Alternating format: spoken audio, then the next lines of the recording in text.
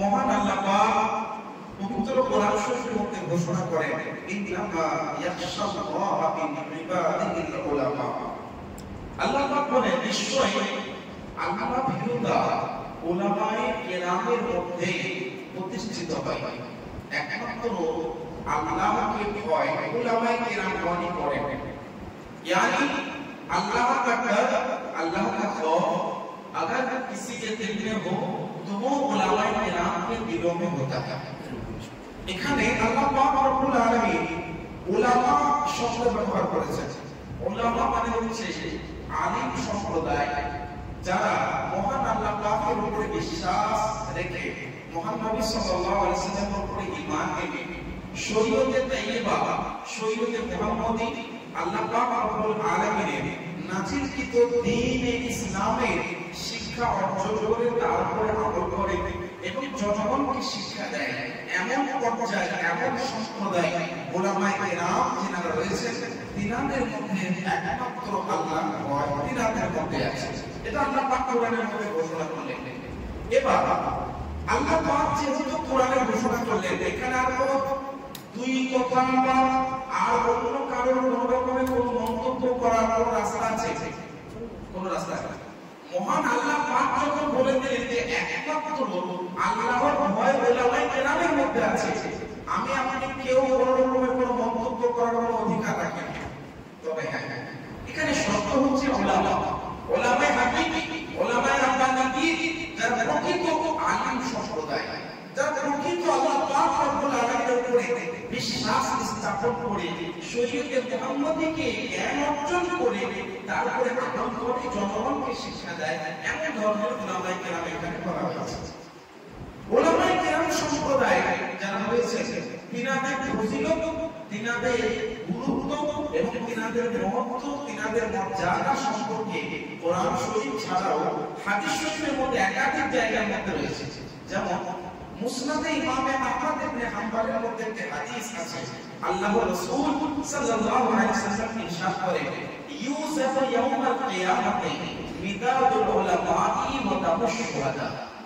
আল্লাহ রাসূল বলেন, কিয়ামতের দিনে হাসরের প্রান্তরে যখন আমলগুলো ওজন করা হবে, সমস্ত বান্দা সকলে আল্লাহর বান্দাগণের আমলগুলোকে যখন ওজন করা হবে, কার কতটা জিকির পাল্লা ভারী হচ্ছে, কার গুনাহের পাল্লা বা পাল্লাটা ভারী হচ্ছে বা কম হচ্ছে, যাতে ওজন হবে, আল্লাহ রাসূল বলেন সেদিন উলামায়ে কেরামগণ যে লিখনির মাধ্যমে ইসলাম প্রচার প্রসার করেছেন, তাদের ওই লেখনির কলমের কালিটাকে একটা ফোল্ডারের মধ্যে রাখা হবে, ওয়া দামুশ শুহাদা, আর আরেকটা পাল্লা বা আরেকটা ফোল্ডারের মধ্যে ওই সমস্ত যোদ্ধা যারা ইসলামের পতাকা উত্তোলন করার উদ্দেশ্যে নিজেকে বিসর্জন করে দিয়েছেন, নিজেকে আল্লাহকে উৎসর্গিত করে দিয়েছেন, তাদের রক্তগুলোকে একদিকে ওজন করা হবে।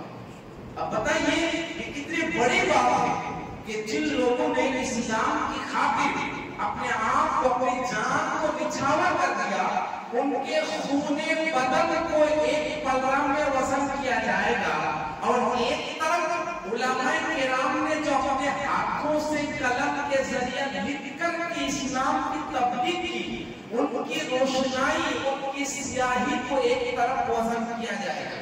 अल्लाह रसूल बोले फयरजहु मिदादुल उलमाई अला तमिश शुहादा, আল্লাহর বরকতে উলামায়ে কেরামের কলমের কালির ওজনটা শহীদগণের রক্তের চাইতে বেশি ভারী হবে। बताइए कितनी बड़ी बात है कि जिन लोगों ने अपनी जान को लुटा दिया, अपनी जान को निछावर कर दिया सिर्फ इस्लाम की खातिर, उनके खूने बदन बहुत कीमती है, उनका खूने बदन बहुत ही बाइज्जत है, बारगाह खुदा में उनका मकाम बहुत ऊंचा है, लेकिन जब उलमाए किराम के कलम की स्याही के साथ वजन किया जाएगा तो उलमाए किराम के कलम की स्याही ज्यादा वजनदार साबित होगी। তাহলে কোন কথা অনেক সময় দেখবেন আমাদের মধ্যে অনেকেই বাড়িতে অনেকেরই সন্তান এবং আলিম করার আমরা চেষ্টা করি বা কেউ ধারণা প্রকাশ করি, কেউ হয়তো উদ্দেশ্যটা ইচ্ছাটা প্রকাশ করি যে আমি আমার সন্তানকে আলিম বানাবো, ফার্স্ট অফ অল আপনার মাইন্ডের সকলের মাইন্ডের মধ্যে প্রথম চিন্তা আছে একজন আলিম হয়ে কত স্যালারি দেবে। এটা হচ্ছে প্রথম চিন্তা যে কোনো মানুষের স্বাভাবিকভাবে এই কল্পনাটা কিন্তু আছে। সেটা কি যে একজন আলেম হওয়ার পরে কতটা স্যালারি সে অর্জন করবে। How is possible for life? এটা কি জীবন যাপনের জন্য আসলে কি সম্ভব? কি কেমন ভাবে জীবন যাপনের জন্য এটা পসিবল হবে ও সম্ভব হবে তার জীবন যাপন করা? এটা প্রথমে কিন্তু মাইন্ডে আছে।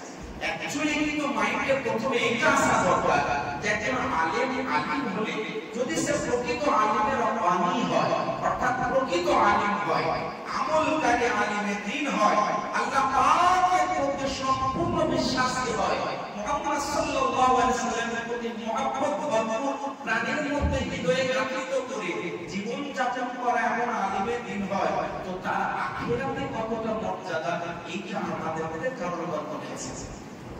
দুনিয়াতে অনেক উলামায়ে কেরাম এমন রয়েছেন যারা নিজের জীবনে এমন ভাবে ইসলামের প্রচার প্রসার করেছেন কিয়ামত পর্যন্ত আসা সমস্ত প্রজন্ম মুখস্থ রাখবে। যেমন ভারতবর্ষ অখণ্ড ভারতে এমন কিছু মুহাদ্দিস, এমন কিছু মুহাক্কিক, এমন কিছু মুফতি, এমন কিছু উলামায়ে কেরাম আমাদের আল্লাহ দিন পাচ্ছেন জিনাদের অবদানে আজকে আমরা শরীয়তে মুহাম্মদের উপরে সঠিকভাবে আমল করতে পারছি। আর অখণ্ড ভারতের মধ্যে বিশেষভাবে ইউপি রাজ্যে উত্তর প্রদেশে বিশেষ একটি জায়গা যেটাকে আজমগড় বলা হয়। আজমগড়ের আমরা একটা বিশেষ জায়গা মোয়ের মধ্যে বিশেষ একটি গ্রাম বলতে পারেন, একটি ছোট্ট কাসবা, একটি ছোট্ট টাউন যেটার নাম হচ্ছে ঘোষী, যেখানে এত উলামায়ে কেরাম আল্লাহ পাকের রহমতের জন্ম নিয়েছেন যিনারা এমন ভাবে ইসলামের প্রচার প্রসার করেছে যে যিনাদের লেখনী পড়ে আজকে বড় বড় মুফতি, বড় বড় মুহাদ্দিস এসেছে। আমি আজকে এমন মুহাদ্দিস, মুফতি, মুহাক্কিক, মুদাররিস, মুনাজির, খতীব, ইমাম এমন একজন মুহাক্কিক সম্পর্কে আলোচনা করব। হয়তো আপনাদের মধ্যে অনেকেই চেনেন না,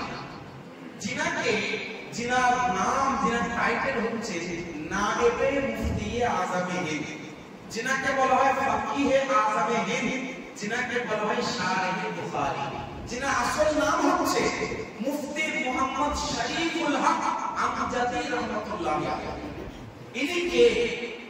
ইনি হচ্ছেন এমন একজন আলেমে দ্বীন, সর্বপ্রথমে তার জীবনের সংক্ষিপ্ত আমি অংশ তুলে ধরছি। ইতিহাস বলা বা ঘটনা বলার উদ্দেশ্য নয়, শুধুমাত্র আমি সংক্ষিপ্ত আকারে ইনার জীবনের কিছু অংশ উপস্থাপন করছি। হুজুর মুফতি শরীফুল হক আমজাদি রাহমাতুল্লাহি আলাইহি ইনি 1320 হিজরিতে এই ঘোষী নামক ছোট্ট একটা টাউন, ছোট্ট একটা কাসবা, মৌ এলাকা, আপনার আজমগড় জেলা, উত্তর প্রদেশের ছোট্ট একটা কাসবা ঘোষী নামক জায়গায় জন্মগ্রহণ করেন। इनकी विलादत 1330 হিজরি में होती है। ইনি এমন একটি পরিবারে জন্মগ্রহণ করেছেন যে পরিবারের ইতিহাস আমি সংক্ষিপ্তভাবে তুলে ধরি। আর বর্তমান সময়ে একটি নাম যেটাকে বলা হয় সাদুস শরিয়া রাহমাতুল্লাহ আলাইহি, ইনি উর্দু ভাষাতে এমন একটি কিতাব লিখেছেন যে কিতাবে শরীয়তের ওযু থেকে নিয়ে, নামাজ থেকে নিয়ে, বিবাহ থেকে নিয়ে, আকিকা থেকে নিয়ে, দাফন থেকে নিয়ে, কাফন থেকে নিয়ে, কবর থেকে নিয়ে, আখিরাত থেকে নিয়ে, পরকাল থেকে নিয়ে, মৃত্যু থেকে নিয়ে, মৃত্যুর পরে সম্পদকে বন্টন করা থেকে নিয়ে, ক্রয় বিক্রয় করা থেকে নিয়ে, ইজারা থেকে নিয়ে, হেফাজত থেকে, আমি কথা বলবো, এরকম যত বিধান শরীয়তে রয়েছে, মানে একটা মানুষের জীবন যাপনের জন্য ইসলাম শরীয়ত যেসব বিধানগুলোর উপরে আমল করতে বলেছেন টোটালটা উনি উর্দু ভাষাতে লিখে রেখেছেন। যে কিতাবটির নাম হচ্ছে বাহারুস শরীফা, যে কিতাবটি আজ পুরো দুনিয়াতে প্রসিদ্ধ। কয়েকটি ভাষাতে কিতাবটি প্রকাশ পেয়েছে। যে কিতাবটির নাম বাহারে শরিয়া, এর লেখক হচ্ছে হুজুর সদরুল শরিয়া। তো এই আজকে যে ব্যক্তির সম্পর্কে আমি আলোচনা করছি, যিনাকে ফকিহে আযমে শারহে বুখারী বলা হয়, ইনিও কিন্তু ওনারই বংশের একজন উদ্যোক্তা। এই বাল্য অবস্থায় ছোট বয়সে মক্তব, যেরকম মক্তব সিস্টেম আছে, তো মক্তবে উনি প্রথমে কোরআন শরীফের যে নাযরাতটা দেখে দেখে কোরআন শরীফ পড়া হয়, দেখে দেখে কোরআন শরীফ পড়েছেন এবং এলাকার উলামায়ে কেরামের কাছ থেকে ছোট ছোট যে কিতাবগুলো হয় প্রাথমিক জ্ঞান সেটা অর্জন করেন। এরপর প্রাথমিক জ্ঞান অর্জন করার পরে উনি যান এমন একটি মাদ্রাসায়, যে মাদ্রাসা থেকে আমিও পড়াশোনা করেছি, যে মাদ্রাসাটা পুরো এশিয়া মহাদেশের সবথেকে প্রসিদ্ধ। সরকারিভাবে অফিশিয়ালি কে কত নাম্বার সেটা নিয়ে আলোচনা করার আমার উদ্দেশ্য না। অ্যাকচুয়ালি পড়াশোনার দিক থেকে ইসলামিক মাদ্রাসার যে দার্সে নিজামিয়া, মানে যেগুলো পড়াশোনা করে একজন মুহাদ্দিস, একজন মুফতি, একজন মুহাক্কিক হয়, এমন মাদ্রাসার মধ্যে পুরো এশিয়া মহাদেশ, ভারত, পাকিস্তান, বাংলাদেশ, পুরো এই সমস্ত কান্ট্রিগুলোর মধ্যে সবথেকে নামি দামি প্রসিদ্ধ মাদ্রাসা, যেটাকে বলা হয় আল জামিয়াতুল আশরাফিয়া মুবারাকপুর ইউনিভার্সিটি, যেখান থেকে আমি অদম নিজেও পড়াশোনা করেছি। তো হুজুর শারহে বুখারী রাহমাতুল্লাহ আলাইহি ইনি প্রাথমিক জ্ঞান অর্জন করার পরে এই মাদ্রাসাতে উনি অ্যাডমিশন নেন। যখন এই মাদ্রাসাটার নাম ছিল মাদ্রাসা আশরাফিয়া মিসবাহুল উলুম, তখন এটার নাম আল জামিয়াতুল আশরাফিয়া হয়, মানে তখন এত বড় ইউনিভার্সিটি হয় না, তখন ছোট মাদ্রাসা ছিল। যে মাদ্রাসাটার নাম তখন ছিল মাদ্রাসা আশরাফিয়া মিসবাহুল উলুম। তো ওখানে উনি পড়াশোনা করেন 8 বছর। কত বছর? 8 বছর। কার কাছে পড়াশোনা করেন? আপনারা দেখবেন অনেক সময় দোয়াতে একটা নাম নেই, হুজুর হাফিজে মিল্লাহ, যিনাকে বলা হয় সবথেকে বড় মুহাদ্দিস উনার নিজের যুগে। আর যিনা বাসিনা নয়, নিজে বলেছেন যে আমি আল জামিয়াতুল আশরাফিয়া যে ইউনিভার্সিটি, এটা আমি আমার শরীরের ঘাম দিয়ে নয়, আমি আমার শরীরের রক্ত দিয়ে নির্মাণ করেছি। মানে এত মেহনত পরিশ্রম করে মাদ্রাসা থেকে বানিয়েছে, যেটা আজকে পুরো এশিয়ার মধ্যে নাম্বার 1 পড়াশোনার দিক থেকে। তো হুজুর হাফিজে মিল্লাহ রাহমাতুল্লাহ আলাইহি তখন ওখানকার শিক্ষক ছিলেন, নিজের নির্মাণকৃত মাদ্রাসার উনি শিক্ষক। ওনার কাছে থেকে 8 বছর তিনি পড়াশোনা করেছেন। কে? হুজুর শারহে বুখারী। ইনি 8 বছর পড়াশোনা করার পরে উনি চলে যান বেরেলি শরীফে একটি মাদ্রাসা, যে মাদ্রাসার নাম মাজহারুল ইসলাম। ওখানকার শিক্ষক ছিলেন যিনাকে বলা হয় মুহাদ্দিসে আযমে পাকিস্তান, মানে পাকিস্তানের সবথেকে বড় মুহাদ্দিস। তো এক ভারতের সবথেকে বড় মুহাদ্দিস যিনাকে হাফিজে মিল্লাত বলা হয়, আর পাকিস্তানের সবথেকে বড় মুহাদ্দিস যিনাকে মুহাদ্দিসে আযমে পাকিস্তান বলা হয়। এই দুইজন কে জানেন? এই দুইজন হচ্ছে হুজুর সদরুল শরিয়াত ছাত্র, যেনার সম্পর্কে আমি বললাম যে উর্দু ভাষায় বাংলা শরিয়াত লিখেছেন।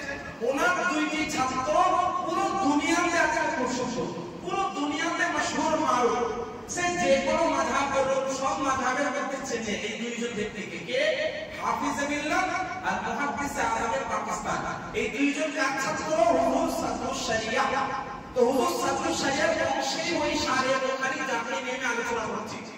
উনি 8 বছর আল জামিয়াতুল আশরাফিয়াতে পড়াশোনা করার পরে বেরেলি শরীফে মাজহারুল ইসলামে যান এবং ওখানে মুহাদ্দিসে আযমে পাকিস্তানের কাছে জ্ঞান অর্জন করেন। জ্ঞান অর্জন করার পরে 1361 হিজরিতে উনি ফারিগ হন। ফারিগ হন বলতে जैसे मदरसे की तालीम में क्या होती है, फाजिल की दस्तारबंदी होती है, फजीलत की, जो आलिम दिन या फाजिल बनता है। तो उन्होंने भी 1361 हिजरी में फरागत हासिल की। 1361 हिजरी उन्होंने বয়স 21-22 বছর যখন ছিল, উনি কি হলেন? ফাজিল কমপ্লিট করলেন। এরপরে সেই যুগের একজন বিখ্যাত, অখণ্ড ভারতের বিখ্যাত মুফতি, যিনাকে আজকেও পর্যন্ত, এখন পর্যন্ত যিনাকে মুফতি আযমে হিন্দ বলা হয়, মানে পুরো ভারতের সবথেকে বড় মুফতি, যিনার নাম আল্লামা মুস্তাফা রাজা খান রাহমাতুল্লাহ আলাইহি, মুফতি আযমে হিন্দ।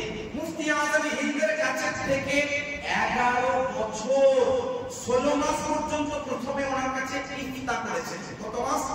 16 মাস। 11 বছর ওনার কাছে পড়ে থাকলেন। কত বছর? 11 বছর। 11 বছর ফতোয়া লিখলেন। অনেক সময় দেখবেন আমার কাছে আপনাদের এলাকার বিভিন্ন জায়গা থেকে ফতোয়া দিতে আসে, তো ফতোয়া যে লেখা এগুলো বলে ফতোয়া নাভিসি। কি বলা হয়? ফতোয়া নাভিস মানে ফতোয়া লেখা। হুজুর মুফতি আজম হিন্দের সাথে থেকে 11 বছর পর্যন্ত উনি ফতোয়া লিখতেন। কে? হুজুর শাহেদ ভাই, যিনাকে আজকে আমি আলোচনা করছি। 11 বছর প্রায় 25,000 উনি ফতোয়া লিখেছেন। কত হাজার? 25,000 প্রায় ফতোয়া উনি লেখেন এবং 35 বছর পর্যন্ত উনি একাধিক মাদ্রাসার মধ্যে শিক্ষা দান করেন। নিজের জীবনের অর্ধেকটা বছর, মানে অর্ধেক জীবনটা শিক্ষা দান, শিক্ষা আদান প্রদানের মাধ্যম দিয়ে অতিবাহিত করলেন। 35 বছর উনি কি করলেন? শিক্ষা দান করতে লাগলেন এবং পড়াতে লাগলেন। এরপরে উনি চলে আসেন জামিয়াতুল আশরাফিয়া মুবারাকপুর ইউনিভার্সিটিতে। তখন উনি আসেন, আসার পরে প্রায় 30 বছর 28 বছর পর্যন্ত উনি ওই মাদ্রাসার নাজিমে তালিমাত মানে যাকে বলা হয় হেড অফ একাডেমিক ডিপার্টমেন্ট, মানে বিভিন্ন ইউনিভার্সিটিতে যে একাডেমিক ডিপার্টমেন্ট হয় তার যে হেড হয় তাকে আরবিতে বা উর্দুতে নাজিমে তালিমাত বলা হয়। তো উনি ছিলেন হেড অফ একাডেমিক ডিপার্টমেন্ট আল জামিয়াতুল আশরাফিয়া মুবারাকপুর ইউনিভার্সিটিতে। এবং তার সাথে সাথে যে ফতোয়া লেখার জন্য যারা দায়িত্বে থাকে ওনার উনি ছিলেন সদর বা হেড।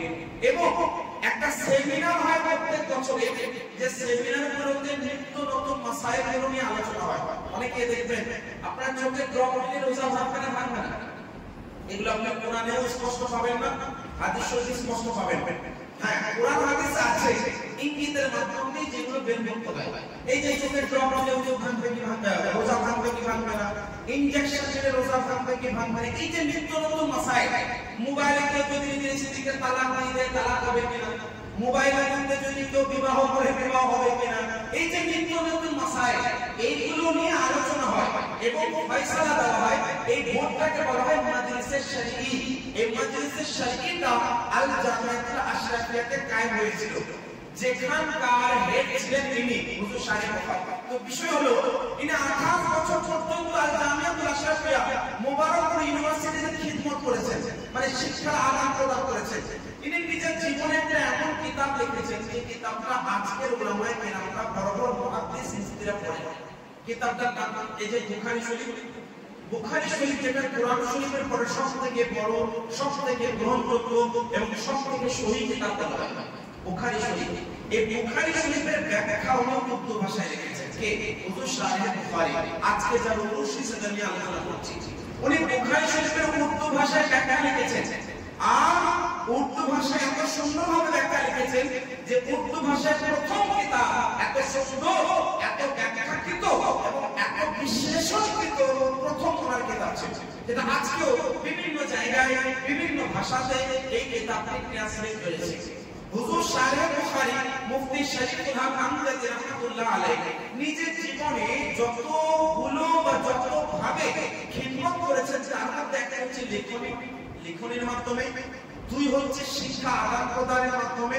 মানে উনি প্রায় 50 বছর, নিজের জীবনের 50 বছর মানে পুরো জীবনটাই উনি প্রায় 50 বছর শিক্ষা আদান প্রদান করিয়েছেন, মানে মাদ্রাসায় পড়িয়েছেন, এর মাধ্যমে দিয়ে খিদমত করেছেন।